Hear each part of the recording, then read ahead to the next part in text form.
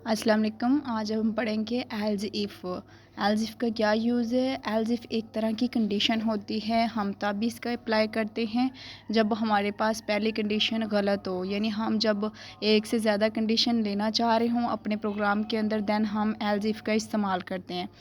अगर पहली condition if वाली गलत हो दैन हम इस्तेमाल करते हैं एल्स इफ़।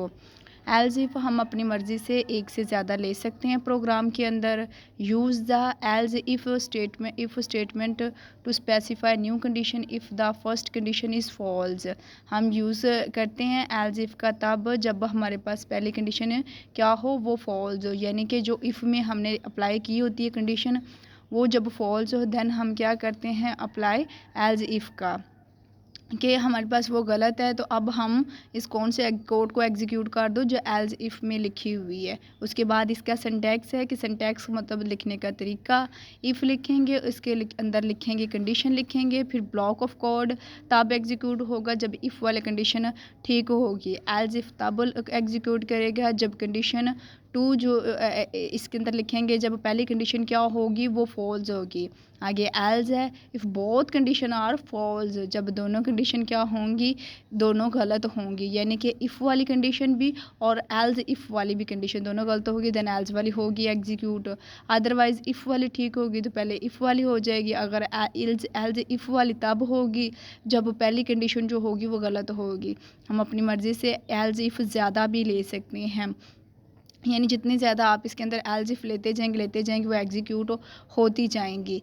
जितनी ज़्यादा होंगी आगे वाली एल्स इफ़ तब एग्जीक्यूट होगी जब पीछे वाली गलत होगी। इस तरह उससे भी आगे वाली तब एग्जीक्यूट होगी जब उससे पीछे वाली गलत होगी। इस तरह जितनी मर्ज़ी आप अपनी मर्ज़ी से एल्स इफ़ ये स्टेटमेंट कंडीशंस का अप्लाई कर सकते हैं प्रोग्राम के अंदर। आगे हम इस प्रोग्राम को मज़ीद इनको आपको क्लैरिफाई करवाने के लिए मैं इसकी छोटी सी एक एग्ज़ाम्पल लूँगी। एग्ज़ाम्पल के अंदर इसे मज़ीद आपको समझ आ जाएगी कि एल्स एक्चुअली में एल्स इफ़ का यूज़ क्या है। एक छोटा सा प्रोग्राम लिखूँगी वो विद एग्ज़ाम्पल आपको समझाने के लिए। लेट्स से कि मैंने इंट एक वेरिएबल लिया और उसको इनिशियलाइज़ करवा दिया है कुछ वैल्यू के साथ, यानी ये डिपेंड करता है, आप अपनी मर्ज़ी से ले सकते हैं वैल्यू। मैंने फ़र्ज़ी एक दफ़ा ली है कि उसको 33 के इक्वल इनिशियलाइज़ करवा दिया है। इफ़ आगे लिख दिया है ए ग्रेटर दैन ए, कोई सब ये मैंने वेरिएबल जो इनिशियलाइज़ करवाया था वो है कि वो ग्रेटर दैन किससे है, 33 से। देन आप सी आउट क्या कर दो, ए को कर दो, यानी प्रिंट करवा दो किसको, सी ए, ये ए को कर दो। अब ये अगर मुझे एक ही कंडीशन चाहिए होती थी तो फिर तो ये इनफ, ये ठीक था। अगर मुझे और ज़्यादा कंडीशन चाहिए तो मैंने किसका इस्तेमाल किया है, एल्स इफ़ का। एल्स इफ़ मींस कि मैं मज़ीद कंडीशन चाह रही हूँ अप्लाई करने के लिए अपने प्रोग्राम के अंदर, तो फिर मैं एक और उसको कंडीशन दे देती हूँ। अगर अब मैं लिख देती हूँ कि कोई सी भी कंडीशन ए ग्रेटर दैन किसी कोई और वैल्यू इसकी लिख देती हूँ, ए ग्रेटर दैन लेट्स से 10 से है, तो फिर भी आप मैं उनको कह देती हूँ कि अपने प्रोग्राम में ये लिख देती हूँ कि आप प्रिंट करवा दो, क्या एक करवा दो। तो वो देखेगा प्रोग्राम, अगर तो पहली कंडीशन ठीक होगी तो फिर क्या करेगा, पहली को एग्जीक्यूट करवा देगा। अगर दूसरी ठीक होगी तो क्या करेगा, दूसरी को करवा देगा। अगर दोनों ही नहीं ठीक होंगी दैन क्या करेगा, एल्स वाला जो पार्ट होगा वो उसको करवा दें आप प्रिंट। एल्स के अंदर मैं अपनी मर्ज़ी से कोई सी भी उसको दे दूँगी, आप अपनी मर्ज़ी से एल्स के अंदर कोई स्टेटमेंट लिख सकते हैं, यानी कि मैं उसके अंदर लिख देती हूँ कि प्रिंट कोटेशन लगा के कि ये कोई स्टेटमेंट है कि ये प्रोग्राम जो है ये नंबर ग्रेटर है या स्मॉलर है या फिर इक्वल है। तो जब भी हम स्टेटमेंट लिखते हैं तो हम डबल कोटेशंस के अंदर लिखते हैं। जब अगर ज़्यादा कोटेशंस होंगी तो दैन क्या होगा, तो वो मतलब अगर नहीं कोटेशन लगाएंगे डबल तो वो हमारे पास प्रोग्रामिंग में से ये एरर आ जाता है। मैं डेव C++ यूज़ करूँगी सॉफ्टवेयर इसके अंदर। उसके बाद ये छोटा सा प्रोग्राम लिखने के बाद अब मैं ये एग्जांपल के बाद अब इसका एक प्रोग्राम लिखूँगी। हैश इंक्लूड आयो स्ट्रीम लिखा है using name space std int, एक इंट टाइप है हमारे पास जोन सी भी होगी, और उसके बाद एक मेन फंक्शन ले लिया इसका। तो मेन एक इंट ये फंक्शन लिया, इस फंक्शन के अंदर मैं लिखूँगी इसकी जो भी इंट एक वेरिएबल लिया, लेट से मैं लिख देती हूँ कि सैलरी लिख देती हूँ किसी भी एम्प्लॉय की, कि अगर सैलरी जो है ना वो अपनी मर्ज़ी से ले लेती हूँ, मैं एम्प्लॉय सैलरी ले लेती हूँ, एक वेरिएबल मैंने ले लिया। वैसे भी हम जब भी प्रोग्रामिंग करते हैं उसके अंदर ऐसा वेरिएबल होना चाहिए जिससे हमें कुछ समझ आए। मैंने जैसे आपको एग्जांपल समझाई उसी से रेलिवेंट ही एक प्रोग्राम लिखूँगी, इसके अंदर वैल्यू दे दी मैंने, इसके अंदर लेट से मैं 2000 सैलरी एम्प्लॉय की लिख देती हूँ, ठीक हो गया, और सेमी कोलन एंड पे लगा देती हूँ। अब मैं लिख देती हूँ कि इफ़ एम्प्लॉय की जो सैलरी है ना वो मैं कंडीशन अप्लाई करूँगी, अगर इतनी होगी तो ये कर दो, अगर उतनी होगी तो फिर ये कर दो।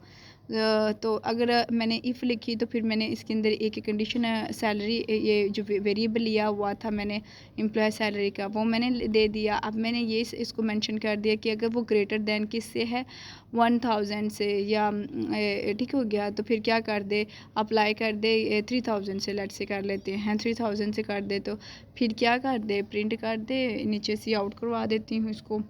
ये आप कर्ली ब्रेसिस के अंदर इसको प्रिंट करवाएंगे, डबल कोटेशंस के अंदर लिख दिया।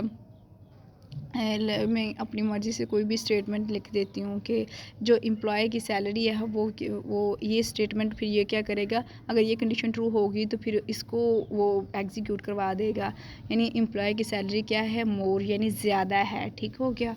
अब मैं एल्स इफ का पार्ट यूज़ करूँगी तो इसके अंदर कंडीशन 2 अप्लाई करूँगी, तो कंडीशन 2 अप्लाई की यानी कि एम्प्लॉय सैलरी क्या है वो यानी इसके अंदर भी कंडीशन अप्लाई करूँगी, ग्रेटर दैन किससे है 1000 से, तो देन एक और कंडीशन अप्लाई की है मैंने। तो अब इसके अंदर मैं कर्ली ब्रेसिस के अंदर सी आउट करवा दूँगी, सी आउट करवा के डबल कोटेशंस के अंदर लिख दिया है कि एम्प्लॉय सैलरी जो है ना, जब भी हमने डेव सी प्लस प्लस में किसी चीज़ को सी आउट करवाना होता है तो कर्ली ब्रेसिस के अंदर लिखते हैं। तो कंडीशन इसकी बाहर अप्लाई की तो एम्प्लॉय सैलरी क्या है, यानी वो मैं लिख देती हूँ कि लेस है, ठीक हो गया, कोई से भी वो उसमें ज़्यादा है ना तो इसमें ये लिख देती हूँ कि यार ठीक है, या फिर लेस है, गुड है, सेटिस्फाई चीज़, ठीक हो गया। उसके बाद मैं एल्स वाला पार्ट लिख देती हूँ, ठीक हो गया, एल्स लिखा, एल्स लिख के तो अब अगर दोनों ही कंडीशन ये नहीं ठीक होंगी तो यानी इफ़ वाली वो कंडीशन चेक करता है तो वो भी गलत अगर हुई, अगर एल्स इफ़ वाली चेक करता है अगर वो भी गलत, दोनों अगर लेट से कि दोनों कंडीशंस क्या हैं, अनसेटिस्फाइड है यानी उसको सेटिस्फाई नहीं कर रही, तो फिर ये क्या करवा दूँ, मैं क्या लिख देती हूँ नीचे एल्स वाले पार्ट में नो कंडीशन सेटिस्फाइड, और प्रिंट करवा देती हैं। इसके साथ ये सेमीकोलन मिस थे, ये भी इधर हम सेमीकोलन लगा देते हैं। उसके बाद आप इस प्रोग्राम को मैं सेव करूँगी, आप अपनी मर्ज़ी से किसी भी प्रोग्राम को ये किसी भी नेम से सेव कर सकते हैं प्रोग्राम को, तो मैं जो मुझे सूटेबल होगा वो मैं उस नेम से, यानी जो मुझे ढूंढने में आसानी रहे उस नेम से सेव करूँगी, ताकि कभी भी मैं दोबारा इस प्रोग्राम को देखती हूँ कि तो मुझे पता चले कि ठीक है, नाम ऐसा होना चाहिए जिससे समझ आ जाए। उसको सेव कर दूँगी, फिर मैं इसको ये एग्जीक्यूट पे जाके कंपाइल और इस प्रोग्राम को रन करवा दूँगी। कंपाइल से वो कंपाइलर देखेगा इसमें कोई एरर है कि नहीं है, नहीं होगा तो देन वो हमें क्या कर देगा, रन कर देगा।